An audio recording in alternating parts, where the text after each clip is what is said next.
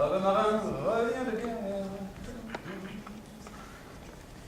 Mal chaussé, tout mal vêtu. Cette superbe voûte étoilée qui semblait nous garantir un beau jour ne nous a pas tenu parole. Mais qu'en savez-vous?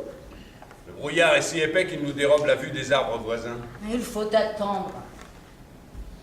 En attendant, que faites-vous? Je lis. Ah, toujours ce voyage de Bougainville? Toujours. Je n'entends rien, cet homme-là. Sa course a été longue? Je l'ai tracé sur ce globe. Voyez-vous cette ligne de points rouges? Qui part de Nantes. Et court jusqu'au détroit de Magellan. Entre dans la mer Pacifique, serpente entre ces îles formant l'archipel immense qui s'étend des Philippines à la Nouvelle-Hollande. Rase Madagascar, le cap de Bonne-Espérance se prolonge dans l'Atlantique, suit les côtes d'Afrique et rejoint l'une de ses extrémités, d'où le navigateur s'est embarqué. La vie sauvage est si simple, et nos sociétés sont des machines si compliquées. Le Tahitien touche à l'origine du monde, et l'Européen touche à sa vieillesse. L'intervalle qui le sépare de nous est plus grand que la distance de l'enfant qui naît à l'homme décrépit. Il n'entend rien à nos usages, à nos lois, ou n'y voit que des entraves, qui ne peuvent qu'exciter l'indignation et le mépris d'un être en qui le sentiment de la liberté est le plus profond des sentiments.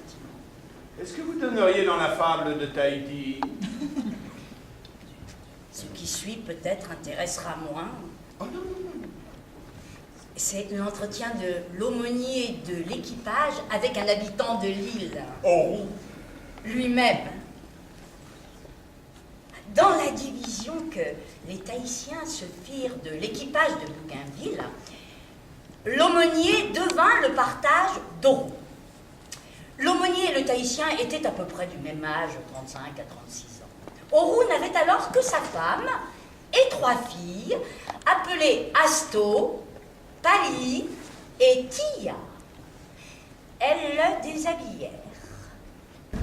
Tia, la plus jeune, embrassait ses genoux et lui disait « Étranger, n'afflige pas mon père, n'afflige pas ma mère, ne m'afflige pas. Honore-moi dans ma cabane, et parmi les miens, élève-moi au rang de mes sœurs qui se moquent de moi. Asto l'aînée a déjà 3 enfants. Pali, la seconde, en a 2. Et Tia n'en a point. Qui est-ce qui a fait ta cabane et les ustensiles qui la meublent? C'est moi. Eh bien, nous croyons que ce monde et ce qu'il renferme est l'ouvrage d'un ouvrier. Il a donc des pieds, des mains, une tête. Non. Où fait-il sa demeure? Partout. Ici même? Ici. Nous ne l'avons jamais vu. On ne le voit pas. Voilà un père bien indifférent. Doit être vieux car il a au moins l'âge de son ouvrage. Il ne vieillit point. Il a parlé à nos ancêtres. Il leur a donné des lois. Il leur a prescrit la manière dont ils voulaient être honorés. Il leur a ordonné certaines actions comme bonnes. Il leur en a défendu d'autres comme mauvaises. Veux-tu que je te révèle un secret? Regarde qu'il ne t'échappe. Vous arrivez. Nous vous abandonnons nos femmes et nos filles. Vous nous remerciez. Vous en étonnez déjà.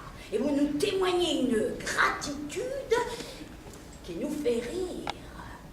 Nous n'avons pas demandé d'argent, mais nos femmes et nos filles sont venues exprimer le sang de tes veines quand tu t'éloigneras. Tu nous auras laissé des enfants, ce tribut levé sur ta personne, sur ta propre substance. À ton avis, n'en vaut-il pas bien un autre?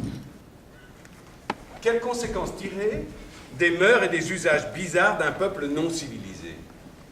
puisse l'heureux Tahitien rester où il en est. Je vois qu'excepté en ce recoin écarté de notre globe, il n'y a point eu demeure, et qu'il n'y en aura peut-être jamais nulle part. Qu'entendez-vous par des mœurs?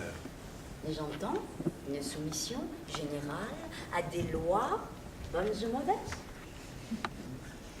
Imitons le bon homonyme. Moine en France, sauvage dans Tahiti. Prendre le froc du pays où l'on va et garder celui du pays où l'on est. Et surtout, être honnête et sincère avec des êtres fragiles.